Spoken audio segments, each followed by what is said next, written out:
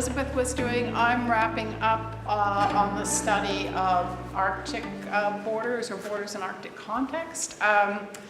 This project it's been quite an interesting project. So far we've got probably about 20-25 papers, a book, The Network North, a journal publication, Borderlands Studies publication, pieces of another book that's coming out through University College London, which isn't all big, but there are some pieces from big in that, and then some work that I'll be doing this summer, putting together a synthesis from all of these projects.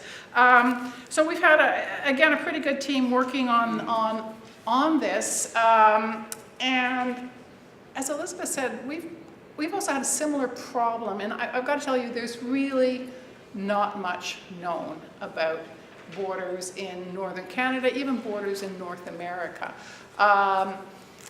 You know, if you go online, what you're going to find is a lot of little, YouTube videos about crossing the border. You're going to find information on border posts. You really have to dig around and get a good road map. There's not a lot of systemic discussion.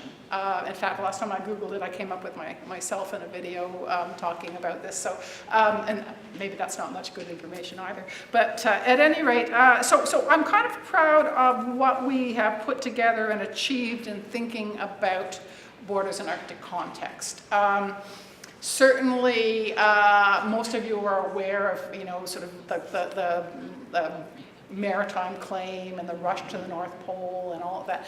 And in actual fact, that's barely what we touched on when we looked at borders. Maritime borders, establishing sovereignty. Sure, that's an aspect of border studies, and we'll probably talk a little bit more of that as I wrap up at the end of the summer. But for the most part, we were digging a little more deeply and trying to understand processes that were going on. So what are some things we found out? I think you're going to be cutting me off. I've got 17 points to make. Christiane had 3, so I'll just try to go fast and gloss a bit. But I'd say that in the North, devolution, land claim, state agency, international law, certainly all of these are changing the saliency of Arctic borders. And when I say Arctic, I mean not just the high Arctic, I mean really the Arctic and subarctic as a natural area. And I'm not just always talking about the Canadian North, although that's what we focused on, but the North American North as well, and then pushing out a little bit into talking about the broader circumpolar region. So what we did find is that borders in the North today, circumpolar North, Arctic, subarctic, all of that, are actually under pressure. They're certainly under pressure from globalization, from all kinds of influences coming in, but they're also pushing back. And there's subnational, Jeffrey talked about fragmentation, anyway, I'm just calling it fragmentation, it's easier to think. There's subnational fragmentation, and that's occurring, but there's also new roles for these subnational and actually non-state actors as well. So part of what we're seeing is this fragmenting within the circumpolar region, particularly in the Canadian North, a fluorescence of new actors. A lot of this has to do with land claims, clearly in Indigenous peoples' organizations.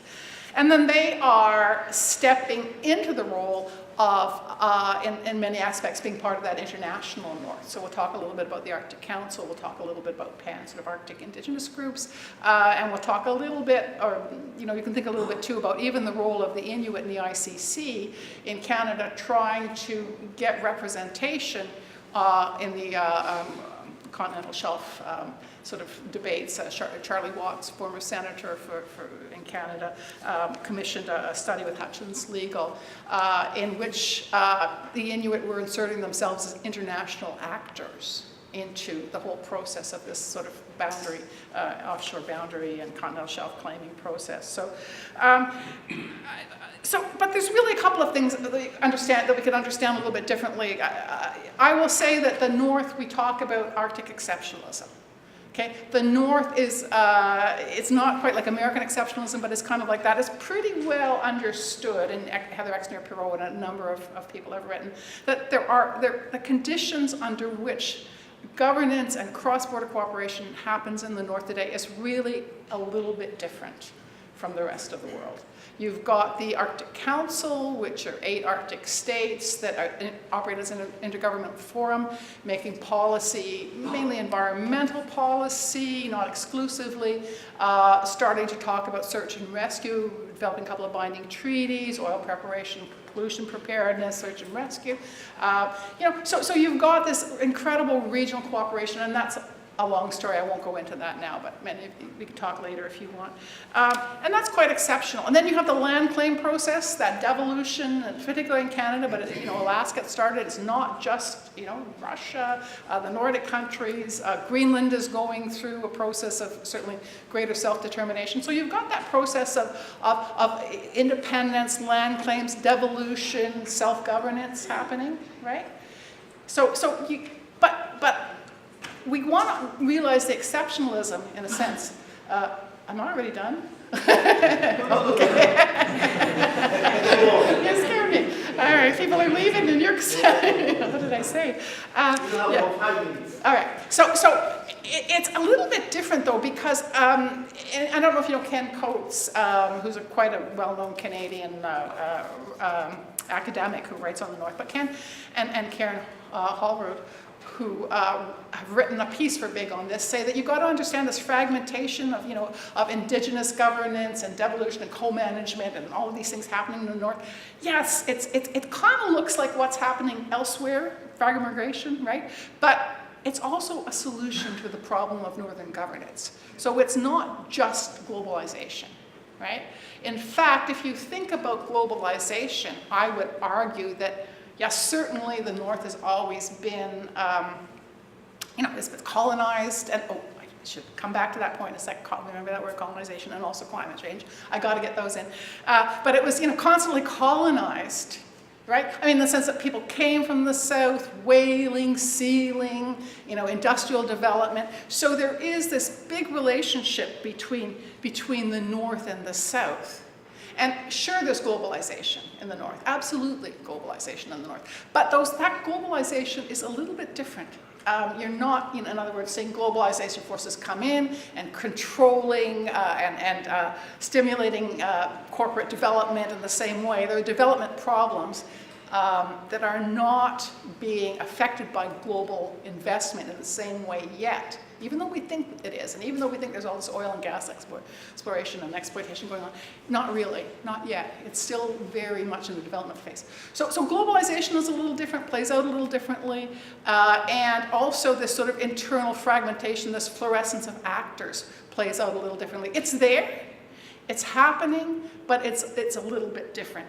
Now, something else that we need to remember, and certainly in the work that we've done suggests that we've got, Emmanuel, and you go on the Borders of Globalization website, Emmanuel will talk about basically the governance and history and all the lenses through which we understand cross-border corporate cooperation. And that's very true. But I think what we found in Big is in our Big Arctic work anyway, is the intersection. There's such intersectionality in the North that I would argue, and I'm sure you all would argue that intersectionality and cross-border and borders and globalization is important. But in the North, it's huge. And there are a couple of main points of intersectionality. One is, of course, climate change. And then the other is colonization. So what's different in Canada, and I would say Canada and the US, is in relation, got to qualify all this, but certainly the colonization piece and decolonization and reconciliation is huge in Canada, and that's the way the historical legacy has been understood. But it's not just historical legacy. Part of what's going on in the North, devolution, land claims, recasting these new boundaries, internal boundaries, really has to do with decolonization. It's a process, and it's more pronounced in Canada as a process of a political, social, and economic process than I would argue anywhere else in the circumpolar region, although it's not the only place, right? So that's a huge intersection, and it's ongoing. It's not a historical legacy of the past. It is a constant, ongoing way in which governance relationships and then the boundaries that they impose are being restructured. So if you think about Nunavut, for example, 1999, Nunavut forms, right?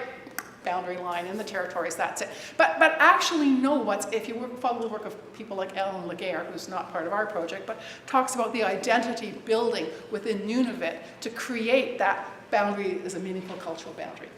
Okay, and I'm getting the look, so you're really serious. This is it, okay. So the environment, so that's just a little taste. There's lots of other things, but I should say something with climate change and the intersection with climate change, most of us are aware of in terms of, melting ice, people are talking about transit routes and flows, and we can talk more about that. But what I would just like to leave, to sort of with it links up with what Christiane is talking about, is that climate change has had a profoundly different impact on the definition of security in the Arctic and Arctic borders than many, many other regions in the world. And what it's doing, and this may be counterintuitive, but if some of our big partners, the ADAC, Arctic Domain Awareness Center in Alaska, and the U.S. Canadian military, is because of the problems of resourcing and the remoteness of the Arctic and the new spectrum of threat, right? Because it's environmental, it's disasters, it's pollution, it's slumping, villages falling into the ocean, people having to move, game going away. It's gray ships for civilian purposes now. And what that means is the military is thinking about civilian role in mitigating the security threats of climate change, and they cannot do that in the North American context. So my final point, without cross-border cooperation. So that's the thrust of the military. So that, I think those are just the two, intersections I'll leave you with. There's many more, but yeah, so we've come a long way.